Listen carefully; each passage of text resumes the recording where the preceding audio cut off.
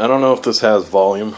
I guess we'll figure out later when I upload this. I just wanted to show you guys what I've been working on here. Basically, it's just a way to prove theory as far as being able to multiply current with inanimate, non-burning, clean technology that we've had for quite a long time. Right here is I'm just going to show you the circuit board I have here and the layout just real quick. You can see there's no battery, no weird like secret whatever hidden bullshit that, you know, some hater might, some guy that I guess gets his checks from the energy companies or cartels are going to be like, oh well, look at this, whatever.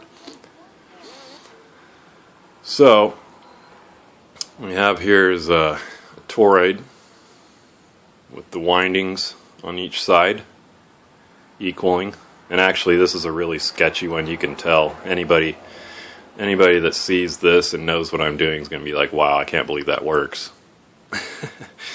But you can see how the windings are kind of loose off here, kind of loose in the center there. It'd be a lot more efficient, you know, but that copper's kind of hard to turn, especially it's a really small salvaged winding. So anyway, the way it works is the current goes in through here.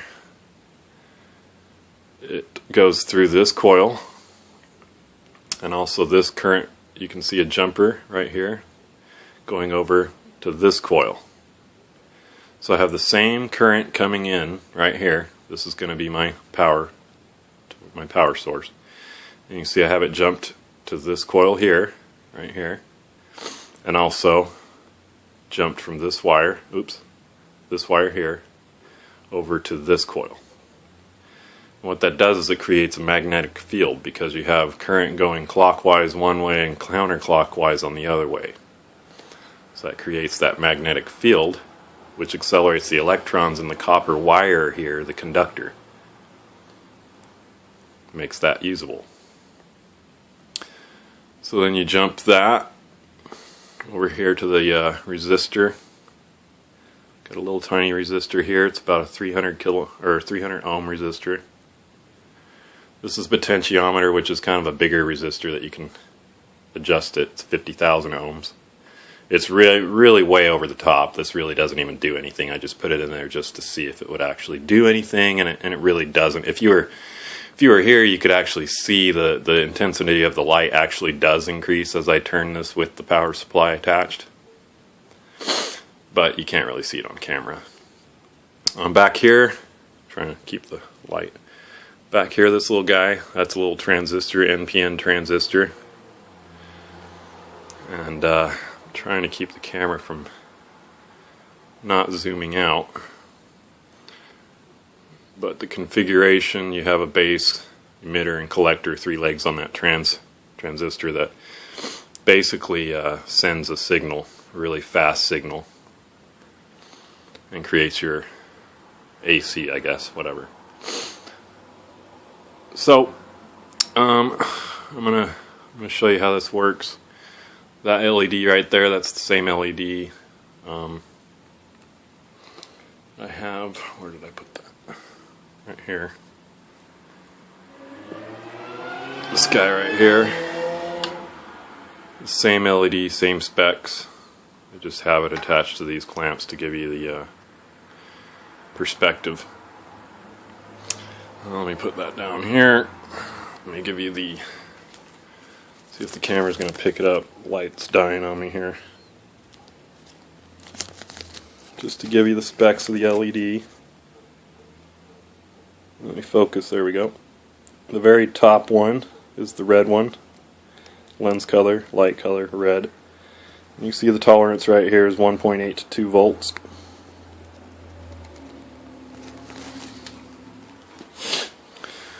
Alright, so we're going to take this dead battery here. Actually, I think I need more light here, so let me grab some more light real quick.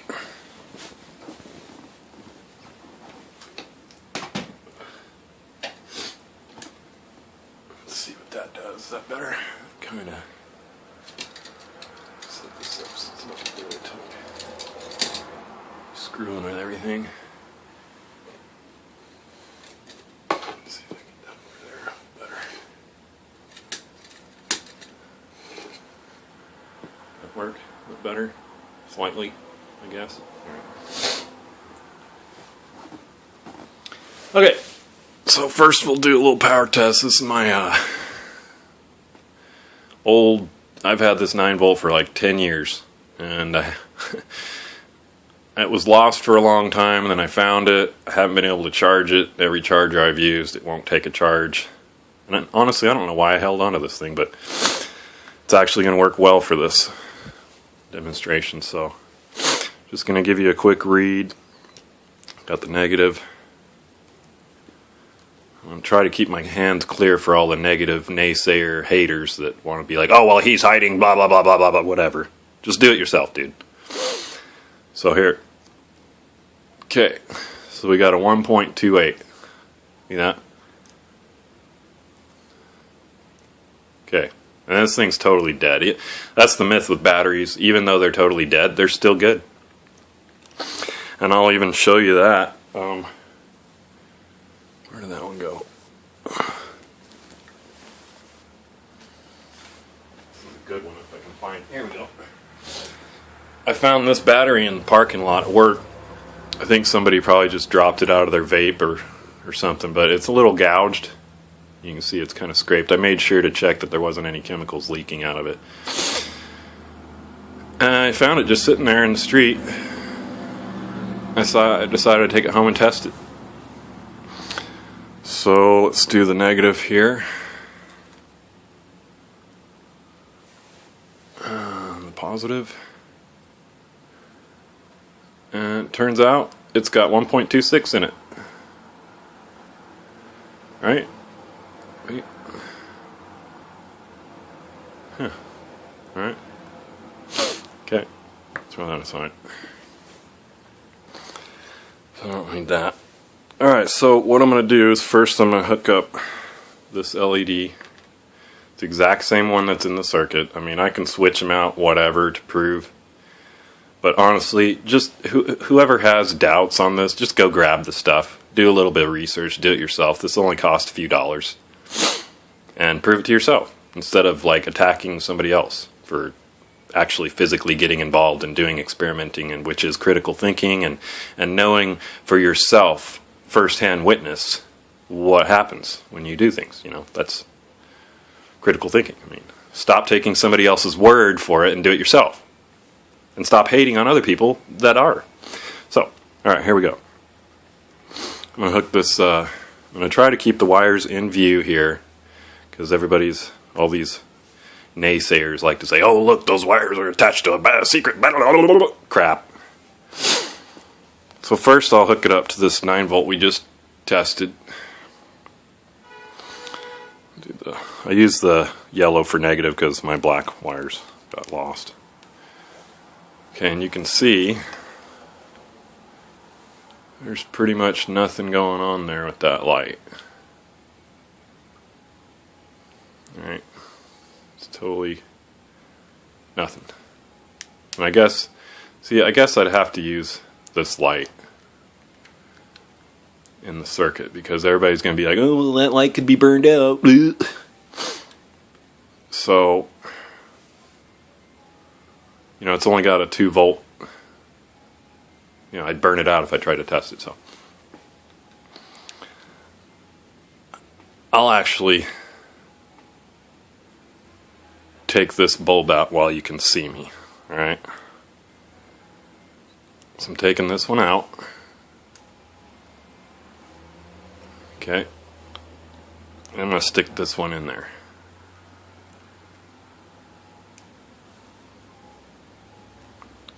I'm going to try to keep my hands in view so naysayers can't see. Oh, look!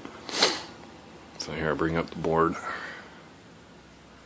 There's no light in there. Putting in the same light. Gotta make sure I put it in the right spot here.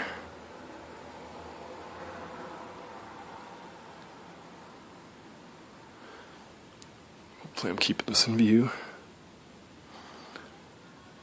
go right there.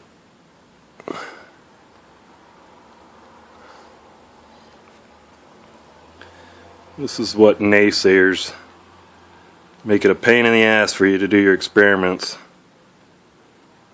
And then what I think is even funnier is, like, even when you do all this stuff right in front of their face, they'll still figure out some way to freaking attack it. Get in there. Here we go.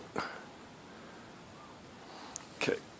So, just want to make sure it's all in there right. Yep. Okay. So you saw it was that same fucking line. Oh, sorry. Oops. Just ignore that F-bomb. Alright. So now, we're going to hook up the same dead battery. Here, I'll even test it again for you. There you go, 128. Oops. My hands are kind of moving. Okay, 128. 128.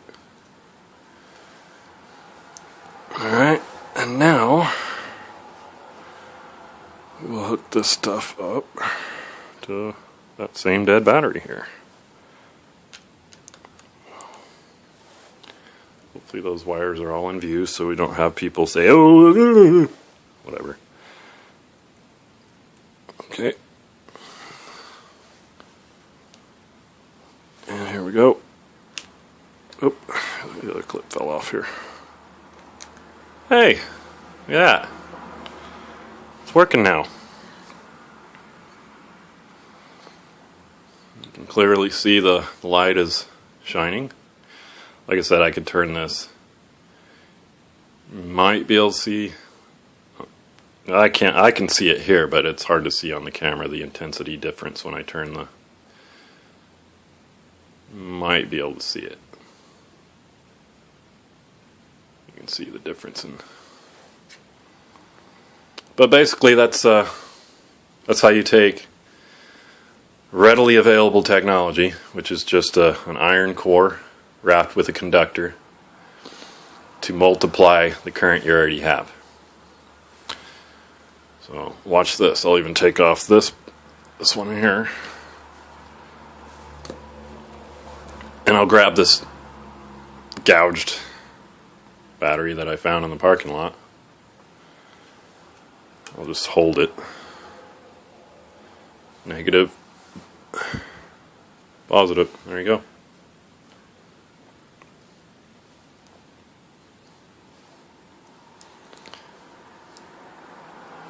Alright guys,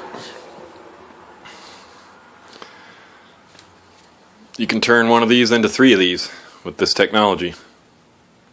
So right there we can just chop our power bills into thirds just with this. And if you guys are watching what I'm doing, I'm working on a design where you can just literally pull apart a few things you probably have in the house to create all the electricity you need to run your house. Thanks for watching.